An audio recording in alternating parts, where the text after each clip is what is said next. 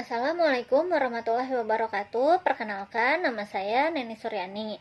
Pada semester kali ini kita akan mempelajari manajemen perubahan. Pada pertemuan pertama, kita akan membahas mengenai definisi perubahan, perubahan skala makro, perubahan skala mikro, dan contoh-contoh perusahaan yang mengalami perubahan, baik itu berdampak pada keberhasilan perusahaan maupun kegagalan dalam perusahaan.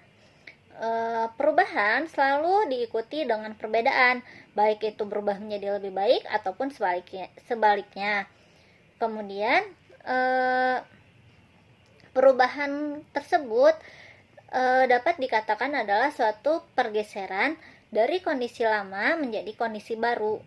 Perubahan skala makro pasti akan selalu berdampak pada perubahan skala mikro, begitu juga sebaliknya karena adanya saling keterkaitan.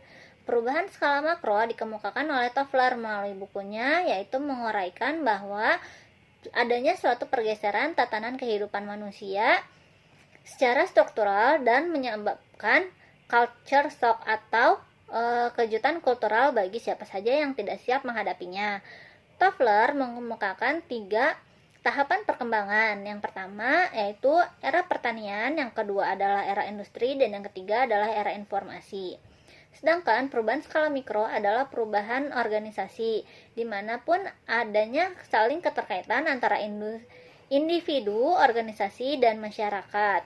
Dalam perubahan lingkungan yang sangat cepat, tidak memungkinkan untuk perusahaan tetap bertahan. Oleh karena itu, diperlukan adanya perubahan. Berikut ini adalah contoh-contoh perubahan perusahaan yang berdampak pada keberhasilan suatu perusahaan itu sendiri. Yang pertama adalah Netflix. Netflix awalnya adalah merupakan distributor konten digital, kemudian bertransformasi dengan menambahkan menjadi produsen konten sendiri, yaitu berupa series. Yang kedua adalah Nike, di mana Nike adalah bertransformasi arus distribusi. Yang ketiga adalah Sephora. Sephora yang kita kenal adalah sebagai produk kecantikan. Sephora memanfaatkan kecerdasan buatan untuk membuat color match, di mana pelanggan dapat mencoba kecocokan kosmetik tersebut dengan kulitnya sendiri, yaitu Sephora membuat virtual artist.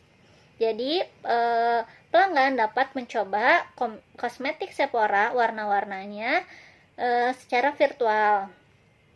Dari beberapa contoh yang telah dikemukakan dalam keberhasilan perubahan dalam perusahaan, dapat disimpulkan bahwa kunci keberhasilan adalah pada manusianya, baik itu karyawannya, manajer, maupun pimpinan perusahaan atau agen perubahan.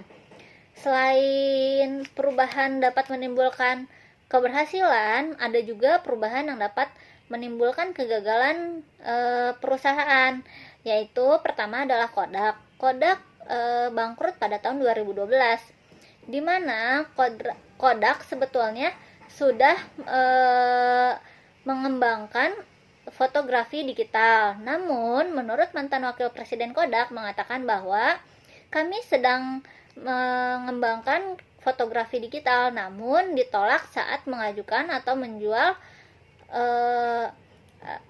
menjualnya karena takut efek pasar. Yang kedua adalah Xerox. Xerox kita kenal sebagai produsen mesin fotokopi. Sebetulnya Xerox menemukan atau membuat PC pertama atau komputer pertama. Namun CEO Xerox mengatakan yakin bahwa bisnisnya ini adalah pada mesin fotokopi. Xerox mengalami gagal melihat peluang bahwa tidak bisa Xerox menghasilkan uang dengan teknologi yang sama, dan manajer Xerox pun mengatakan bahwa dalam digital itu pasti membutuhkan biaya yang sangat mahal.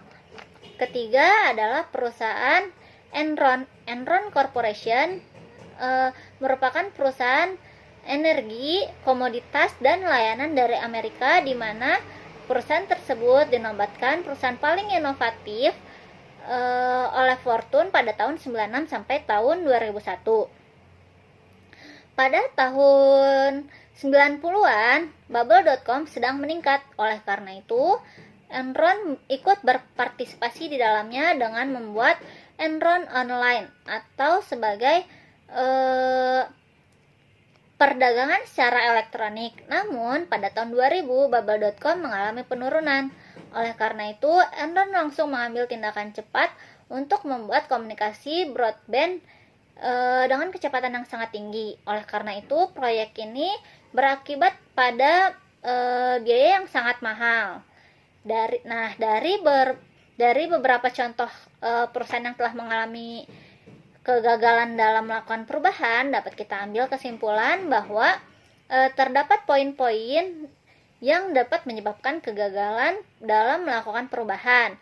Pertama adalah perubahan secara berlebihan. Kedua adalah manajer tidak paham terhadap aspek-aspek perubahan.